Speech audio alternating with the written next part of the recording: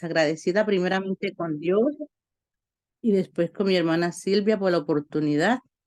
Pues me ha tocado el versículo de Primera de Pedro 4:17. Más que todo es como un resumen de todo lo que hemos visto. Lo voy a dividir en dos partes.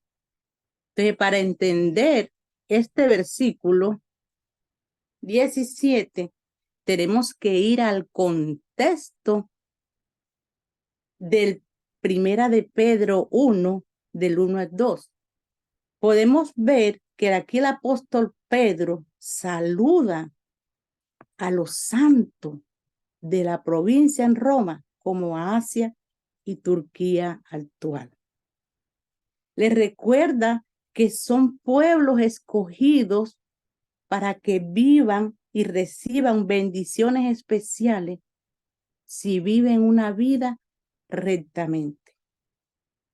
Miramos allá en Juan 21 del 15 al 17, no lo voy a leer por el motivo del tiempo, pero se lo voy a parafrasear, donde nuestro Señor Jesucristo le pregunta a Pedro por 3 veces: Pedro, ¿me amas? Pedro le dice: Señor, tú sabes que te amo. Le dice: apacienta mis ovejas. ¿Qué le quiso decir Jesús a Pedro en ese lugar? Se refiere a todo el trabajo de un pastor que alimenta, que guía, que cuida, que cura, que atiende, administra mis ovejas. Pedro tenía que alimentar a los primeros cristianos en Cristo y hoy en día a nosotras también. Y construir la iglesia del Señor y enseñarles a estos nuevos hermanos que había que obedecer los mandamientos de Dios. Le encomienda una tarea no muy fácil y les enseña 9 comportamientos para cumplir, tanto a aquellos nuevos cristianos como a nosotros. Se los voy a leer aquí rapidito. Les enseña que tienen una esperanza viva por la resurrección de Jesucristo, la primera. La segunda les dice que son llamados, somos llamados a tener una vida santa y que te enseñamos bien nuestro entendimiento. La tercera les enseña que son piedras vivas, que ya no estamos muertas al pecado, porque cuando estábamos sin Cristo estábamos muertas al pecado. También les dice que son pueblos, que son linaje escogido por Dios. La quinta le dice que vivan como siervos de Dios y que nos abstengamos de los deseos carnales. La sexta nos enseña de cómo debemos comportarnos con nuestros esposos. Nos enseña esa vida conyugal. También nos dice que que tengamos una buena conciencia, que seamos todas de un mismo sentir. Y la octava nos dice que seamos buenos administradores de la gracia de Dios. Y la novena nos enseña de que padeciendo como cristianos y que no nos sorprendamos de las pruebas que nos vienen. Cuando él les enseña esto, Dios usa el sufrimiento como un sentido positivo y purificante. ¿Para qué? Para los cristianos nuevos, tanto para los primeros como para nosotros.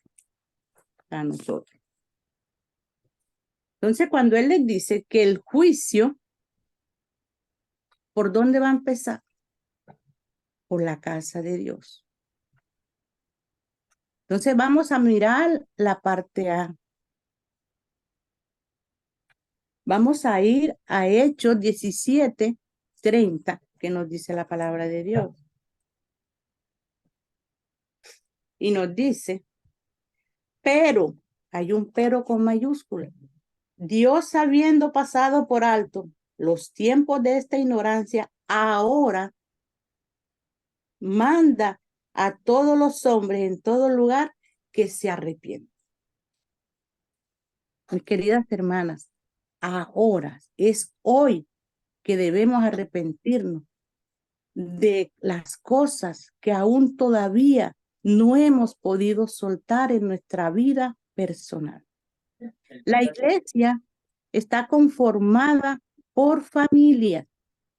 El logo de la iglesia acá en Santa Marta dice Iglesia de Cristo, una familia para la familia. No he visto la primera iglesia del Señor que sea de una sola persona, siempre está conformada por familia. Entonces, ¿dónde empieza el juicio de Dios? El juicio de Dios, mis amadas hermanas, va a empezar por nuestra casa. Usted no puede corregir al hijo del vecino si el de nosotras vive, está peor. ¿Ya? Nosotros no podemos tirarle piedra a la ventana del vecino porque la de nosotros es de vidrio. Entonces, hagámonos un autoexamen de nuestra vida espiritual. ¿Cómo estamos conduciéndonos? Si estamos cumpliendo todos estos mandamientos que el apóstol Pedro nos encarga a través de su palabra. Muchas veces sufrimos, no como cristianos, sufrimos por entremeternos en las cosas que no nos convienen, porque muchas veces le damos rienda a nuestra carne, a nuestra mente, a nuestros ojos, a nuestra lengua.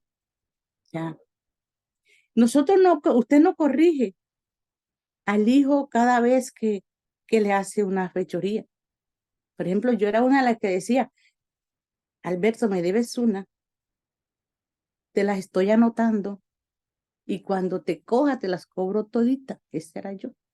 Y aún todavía, yo le digo a él, en la casa eres mi hijo, en la iglesia eres mi pastor. Y él me dice, se te va a secar la mano. Yo le dije, no se me va a secar, porque yo divido las dos partes. Entonces, hermano, Dios va a empezar por nuestra casa, ¿ya?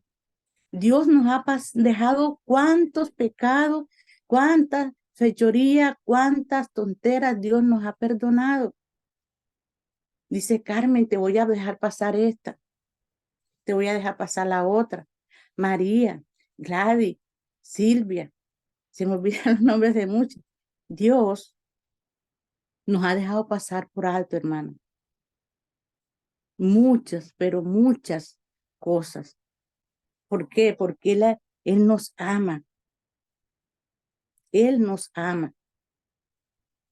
Y por eso dice el versículo que ha llegado el juicio, que ha llegado el tiempo del juicio, aunque este no es, todavía no es el final. Pero para aquellos hermanos, porque cuando el apóstol Pablo, los visita, ve que hay en ellos mucha idolatría. Para nosotras todavía no ha llegado el juicio, porque nuestro Padre Celestial llegó por primera vez como Salvador. Ahorita va a llegar como juez. Entonces estemos muy atentas, mis hermanas, examinándonos cada día y colocando nuestra vida espiritual, corrigiéndonos a diario. ¿Por qué? Para que no vayamos a ese juego eterno, para que vivamos una vida santa, agradable, para que seamos esa nación santa como Él nos lo dice. Miremos la segunda parte y quiero que me acompañen en 2 Tesalonicenses 1, del 7 al 9. ¿Qué nos dice la palabra del Señor? Dice, y a vosotros, que soy atribulados, daros reposo con nosotros cuando se manifieste el Señor Jesús desde el cielo con los ángeles de su poder, en llama de fuego, para dar retribución a los que no conocieron a Dios ni obedecen el evangelio de nuestro Señor Jesucristo, los cuales sufrirán pena de eterna perdición, excluidos de la presencia del Señor y de la gloria de su poder. Allí van a parar, hermanos, los que no obedecieron al Señor ni lo conocieron. Pero tengamos mucho cuidado. Podemos estar bautizadas y no obedecemos al Señor en todo. Podemos estar bautizadas, ir a la iglesia, tomar la cena del Señor, cantar, pero no nos hemos entregado por completo. Tenemos un pie afuera y otro pie adentro. Y muchas veces decimos, hermana, es que yo voy a dejar el ministerio porque me siento deprimida, me siento desanimada. ¿Y lo dejaste y te animaste? No, hermano, porque es Dios el que pone el querer como el hacer. Y si Dios en nosotras pone que desde las 4, desde las 5, desde las 3 de la mañana hay muchas hermanas ya conectadas, es porque ese Espíritu de Dios mora allí en cada una de nosotras, hermano. Porque Él es el que pone ese deseo en cada una de nosotros. Miremos Hebreos 9:27, que nos dice la palabra de Dios. Nos dice, y de la manera que está establecido para los hombres que mueran una sola vez y después de esto el juicio. El Señor Jesucristo y nuestro Padre Celestial ha establecido que muramos una sola vez. Porque todos vamos a comparecer delante del tribunal de nuestro Señor Jesucristo para ver lo que hayamos hecho, sea bueno o sea malo. Hermana, el propósito de Dios para con su iglesia a través de los apóstoles es que nosotros fortalezcamos y mantengamos firme una fe bien fortalecida y que esperemos con ansia ese juicio que un día va a llegar y que no nos sorprenda el juicio como sorprendió a las 5 vírgenes insensatas, que llegó el esposo, le cerró la puerta, le dijo que no las conocía. ¿Por qué? Porque sus lámparas no tenían aceite. Que nuestras lámparas vivan a toda hora llenas de aceite, para que estemos preparadas, para que estemos esperando a nuestro esposo, mi amada hermana. Sé que todas nosotras tenemos lucha, tanto en la iglesia como en la familia y como personalmente. Luchas internas que nunca se las decimos a nadie. Solamente las sabes tú, las sé yo y las sabe Dios. Que mi Dios me las bendiga.